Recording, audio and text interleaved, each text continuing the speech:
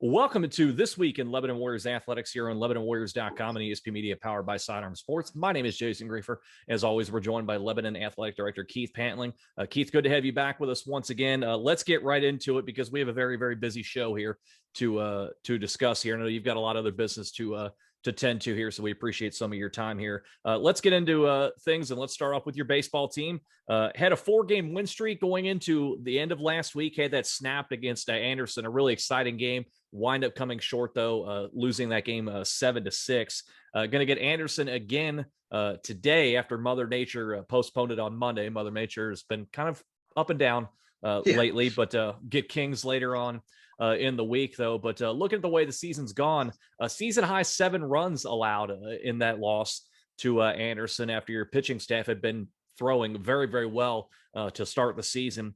Any concerns from the coaching staff right there as far as the number of runs allowed, or is it just kind of a blip in the radar against an Anderson team who's been swinging the bats very well to start? Well, I know we talked about the success they had in the non-conference to open the year and kind of the bats were hitting, but I also had told you that that the pitching staff was the strong suit. So I don't think they're jumping off the ship yet, so to speak. But I think that they know that the conference is a bit of a grinder.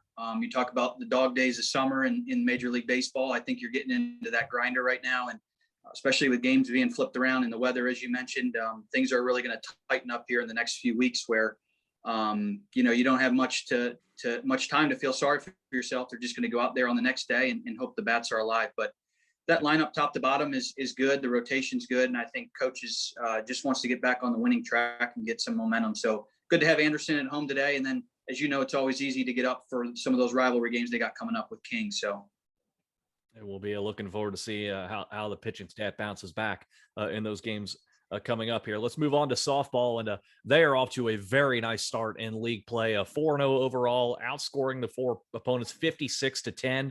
And now you get an Anderson team coming in this week who has been struggling. Their pitching staff has been getting knocked around all season long. In 3 league games, they've given up 47 runs. So the matchup sets up very well for your girls. I'm wondering how the girls go into a game like this, knowing they've been knocking the cover off the ball and they're facing a team whose pitching staff has been getting raked over the early stages of the conference season. What's the challenge there in trying to stay focused and maybe not look past the team in Anderson that's been struggling?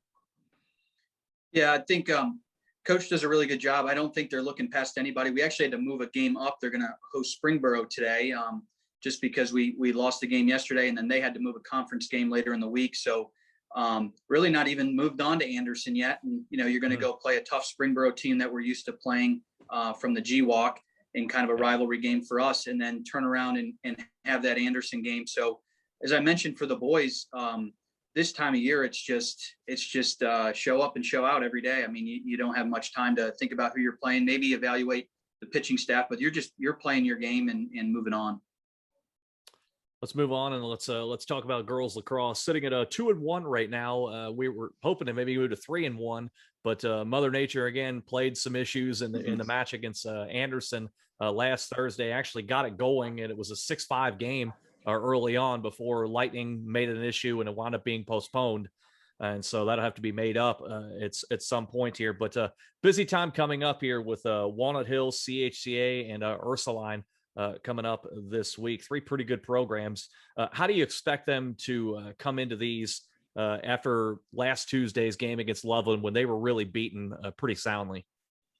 It's funny. One of the girls was down here, Audrey Kilgown, I was talking to, and it goes to show how focused they are and the optimism they have. She spoke how highly about how well they played in that Loveland game. And I was kind of taken aback to say, well, it was like 15-4, I think was the final. So 1, it goes to show you how good Loveland is, but 2, that even with that setback, they feel like they're hitting their stride and playing really well together. So, they didn't put too many in the net there and probably gave up more than they should have on the other end, but they feel good about where they're at. And then to have 3 games this week, I think the depth is going to need to come into play when you play, 3 tough teams here in the next 3 days. So I think that's something else that they're going to be looking at to keep things going in the right direction. Over on the boys' side, they are, 2-0 in the ECC. since we last talked, pitching a shutout against Anderson, 14-0. Tough game against Elder. That's a really good test last Friday. And then this past Monday, beating Walnut Hill 16-5. So you're 2-0 in ECC, outscoring your opponents by a combined score of 30-5. So can't ask for a much better start there. How are they feeling about the start they've gotten, particularly from the defense and your goaltending? As you said, only giving up the 5 goals, and those being to Walnut Hills, and then of course the shutout against Anderson.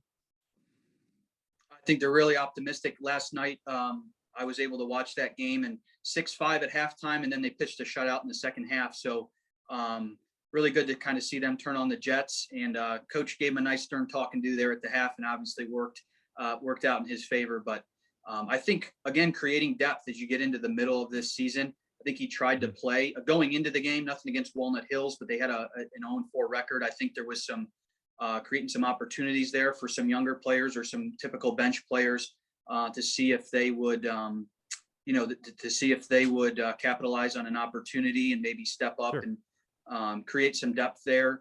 And then, he kind of had to revert back to some of the senior laden, lineup there in the second half to get things back on track. But so I think creating depth moving forward and continuing to build the program, especially as they get into conference play here and go back to back pretty quickly.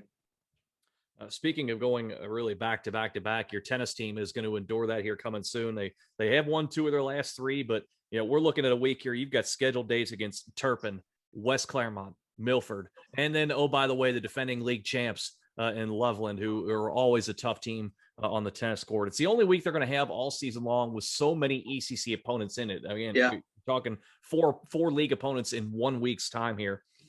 How much emphasis do you think the coaches have put on this week, knowing the message it can send going forward? Because as we look at the calendar right now, we're only a couple of weeks away from the ECC championships.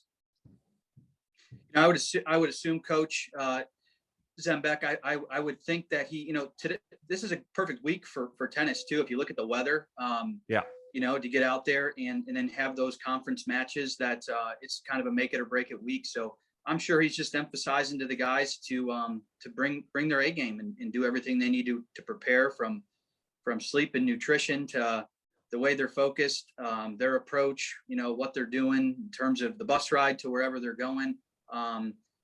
Just do everything you can to optimize your potential when you arrive at that match, because it's one of the sports going into the ECC that I can certainly tell you was a bit frightening, knowing the east side of Cincinnati and the game of tennis. I mean, there are some very proud communities where tennis is big, and indoor facilities and all these different clubs and things that they're starting at a young age, and we're running into some buzzsaws for sure. So but it's a great challenge for our kids, and I'm excited to see the program grow.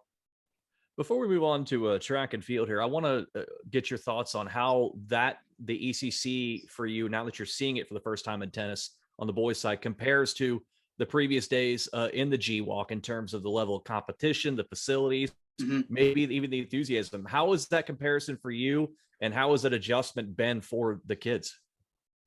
Sure. So obviously I came aboard over last summer, so that transition was already made. I did come from Little Miami, so I was part of those discussions because we were transitioning to the ECC as well. But it's interesting, when I was at Little Miami, we polled coaches to see, who was in favor, who wasn't. Here, because of geographically, I believe, and again, I wasn't here, but there were some coaches in favor, some not, just like you would be anywhere. Sure. Because of how close we are to both the Dayton and the Cincinnati area. So I think in terms of competition, some were much more favorable than others in terms of which sports thought they would come in and it would be better for them versus it would be much tougher. So I think that tennis is one of those sports. I don't know for sure, but I would assume, was looked at as this is going to be a major challenge. And I think we're seeing that now, but our kids are stepping up to the plate, so to speak. And as we said, a huge week. It can go a long way as far as setting the tone for how things are going to go in the ECC, not only this year, but in years to come here. Yeah, I will say, overall, obviously our success, as we talked about last week, and being in first place in the all sports trophy going into the spring, overall, there's an energy and an optimism, and you know, around our community and athletics right now that I think is really positive and really healthy for our community. So we're going to continue to build on that, and I think it's a great fit for us all around for sure. And really taking a leap of faith here. It's kind of the element of unknown, because you don't really know what you're going to get when you change leagues like this after Mhm. the history you had in the G in Lebanon had in the G Walk and now into the ECC. And as you said, your programs have made more than a statement here, and the tennis team will look to continue that this coming week here with 4 ECC schools on the schedule. Let's move on. Let's talk about your track and field teams. Both the boys and the girls were up at Waynesville this past Friday, and we talked about some of the individual runners and field athletes last week. Couple more here I want to mention here because of what they did up in Waynesville. It just continues to impress, and upon the depth that we talked about last week. On the boys' side, Mason Combs and Austin Miller both put up season bests in the long Yep. jump. So now you look at the conference standings. Lebanon has number 1, number 2, and number 3 distances in the long jump. So you're Sure. dominating there. On the girls' side, Abby Taylor goes up to Waynesville, wins the 3,200 meter run in 11:31. I don't even know how long that is. I would rather drive it than even think about running it. I don't know about you. And Faith Duncan just continues to put up impressive times. She sets a new ECC low time in the 800, just under 2 minutes and 20 seconds. That's 5 seconds faster than the rest of the league right now. I know we're still early in the season, just a handful of meets under our belts thus far, but still, she's 5 seconds clear of the field in the 800. They're going to head up to Centerville later on this week for the Elk Relays. I have to imagine it's a pretty positive energy around both the boys and the girls track and field teams right now, given that every single week we're seeing PR after PR and the times get lower and the distances in which they throw and jump continue to get higher and higher. Yeah, and that's all intentional. And I know I always rave about our coaching staff, but Coach Simcoe and Coach Collier, I mean, everything's calculated, everything's intentional in terms of those PRs and performing at their best at the right time, which is the end of the year. So I think you're going to continue to see that trend of PRs and times getting better and better as we go on. And that's all done in the way they train. And the kids know that, which is a healthy transparency to know that we're training a certain way, that you don't need to PR right now. It's part of a calculated, there's a science behind the process to PR at the time you want to PR, which is the end of the year. Yeah. And so their respect for the coaches and understanding of that is really cool to see. And just a great program top to bottom, tied into our cross country and Coach Bierkin. They're fabulous. They're great with the kids, and just a great family atmosphere.